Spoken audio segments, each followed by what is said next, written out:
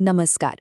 रामायण की कहानियों में ना एक कहानी ऐसी है जहां भक्ति, लॉजिक और प्रेम सब एक साथ एक बहुत ही कमाल के मोड़ पर आकर मिल जाते हैं। ये कहानी है भगवान राम और एक बिल्कुल साधारण से नाविक केवट की। एक ऐसा नाविक जिसने भगवान के ही सामने एक शर्त रख दी। तो आइए आज भक्ति के इस अनोखे रंग को थोड़ा और करीब से समझते हैं। सोचिए जरा, क्या कोई आम इंसान भगवान के सामने कोई शर्त रख सकता है? सुनने में ही बड़ा अजीब लगता है ना? मतलब नामुमकिन सा। लेकिन केवट की कहानी हमें यही तो दिखाती है कि जब भक्ति सच्ची हो ना, तो सारे नियम, सारे कायदे कानून बदल जाते हैं। तो चलिए कहानी शुरू होती है गंगा के विशाल किनारे से। जरा सोच कर देखिए वो सीन। अयोध्या के राजकुमार श्री राम अपनी पत्नी सीता और भाई लक्ष्मण के साथ सारा राजपाट, सारा ऐशो आराम छोड़कर जंगलों में घूम रहे हैं। और यहीं से उनके वनवास का एक बहुत ही अहम हिस्सा शुरू होने वाला था। जैसा कि हम सबको पता ही है, उन्हें 14 साल के लिए अपना राजपाट छोड़कर वनवास पर भेजा गया था। वो जंगलों में एक तपस्वी की तरह एकदम सादा जीवन जी रहे थे। लेकिन उनकी यात्रा अभी खत्म नहीं हुई थी, बल्कि अब उनके रास्ते में एक बहुत बड़ी मुश्किल आकर खड़ी हो गई थी। एक ऐसी मुश्किल जिसे पार करना बिल्कुल भी आसान नहीं था।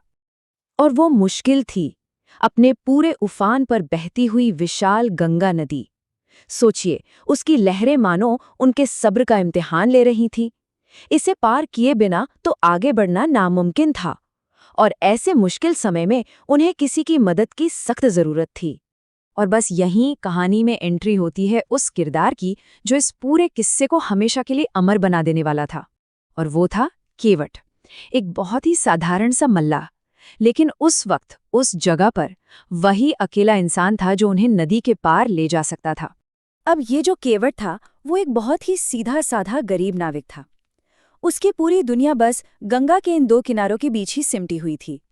बाहर से देखने में एकदम भोला भाला, लेकिन उसके दिल में ईश्वर के लिए जो आस्था थी वो बहुत गहरी थी, अटूट थी। तो भगवान राम केवट के पास गए और एक बहुत ही सिंपल सी रिक्वेस्ट की, हमें नदी पार करा दो। पहली नज़र में तो ये बस एक यात्री और नाविक के बीच की मामूली सी बात लग रही थी, लेकिन असल में ये कुछ और ही होने वाला था। और यहीं कहानी में आता है वो ट्विस्ट जिसका जिक्र हम कर रहे थे। केवट ने इस सीधी सीधी सी गुजारिश के जवाब में एक ऐसी शर्त रख दी जिसके बारे में किसी ने दूर दूर तक सोचा भी नहीं था। केवट का जवाब सुनकर तो सब हैरान रह गए। उसने कहा, प्रभु, मैंने तो सुना है कि आपके पैरों की धूल लगने से एक पत्थर एक जीती जागती औरत बन गया था। अरे मेरी नाव तो बेचारी लकड़ी की है। अब ये बात सुनने में कितनी भोली लगती है ना? लेकिन ये भी दिखाता है कि केवट को अहिल्या उद्धार की कहानी मालूम थी। वो राम की दिव्यता को, उनके प्रभाव को बहुत अच्छे से जानता था। तो केवट ने अपनी शर्त बिल्कुल साफ साफ सामने रख दी। देखिए, ये कोई नानुकुर नहीं थी, ये तो श्रद्धा से निकली एक शर्त थी। वो कोई पैसे नहीं मांग रहा था, कोई कीमत नहीं मांग रहा था। वो तो बस प्रभु की सेवा करने का एक बहाना, एक तरीका ढूंढ रहा था। भक्ति के इसी रूप को अहेतुकी भक्ति कहा जाता है।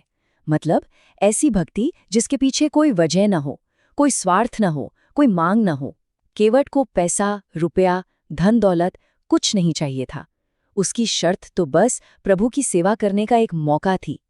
ये भक्ति का, प्रेम का सबसे शुद्ध, सबसे प्योर फॉर्म था।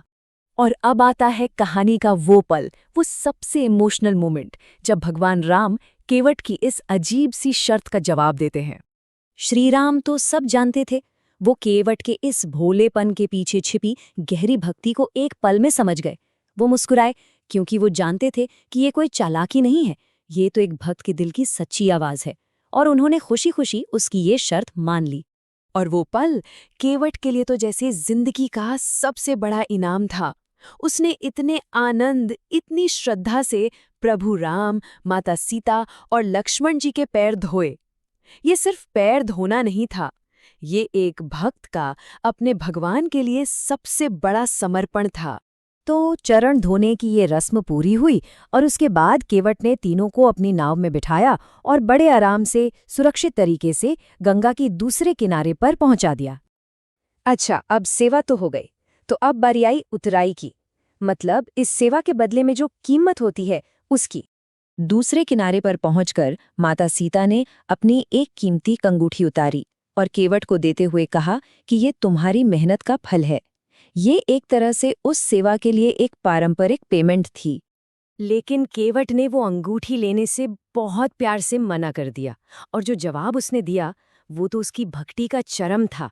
उसने कहा, प्रभु, मैं ये कैसे ले सकता हूँ? हम दोनों का तो काम ही एक जैसा है। आप लोगों को इस दुनिया के सागर से पार कराते हैं और मैं लोगों को इस छोटी सी नदी से। अब एक ही काम करने वाले भला एक दूसरे से मजदूरी कैसे ले सकते हैं? सोचिए, एक ही लाइन में उसने खुद को भगवान का सहकर्मी बना दिया। तो देखिए बात कितनी साफ है। एक तरफ थी एक शाही अंगूठी, एक दुनियावी खजाना, और दूसरी तरफ था भगवान का आशीर्वाद, एक आध्यात्मिक खजाना। और केवट ने किसे चुना? उसने दुनियावी दौलत के ऊपर आध्यात्मिक कृपा को चुना।